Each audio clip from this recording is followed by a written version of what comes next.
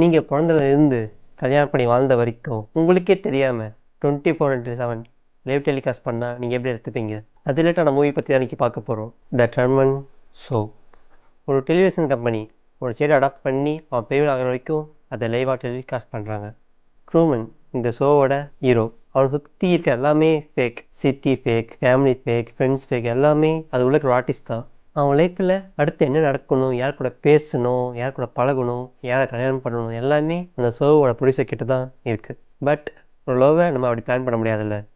ஹீரோக்கு வேற ஒரு பொண்ணு மேலே லவ் வருது. அவன் அந்த லவ்வுக்காக சேஸ் பண்ணுறான், ஃபாலோ பண்ணுறான், பேசுகிறான். பட் எல்லாத்தையும் நோட் பண்ண அந்த ஷோவோட ப்ரொடியூசர் அந்த பொண்ணை அங்கேருந்து கூட்டிகிட்டு போயிடுறாங்க.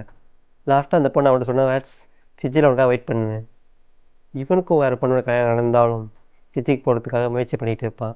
அந்த சமயத்தில் தான் மேலேருந்து விழுந்த ஸ்டூடியோ லைட் அண்டு சின்ன வயசில் இறந்து போன அவங்க அப்பாவை திரும்ப பார்க்குறது, அங்கே இருக்கிற எல்லாரும் இவனை சுற்றி தான் வாழ்ந்துட்டு இருக்காங்கன்னு இவனுக்கு சந்தேகம் வருது. எவ்வளோ நாள் தான் ஒருத்தனை அவனோட கண்ட்ரோல் வச்சுருக்க முடியும்?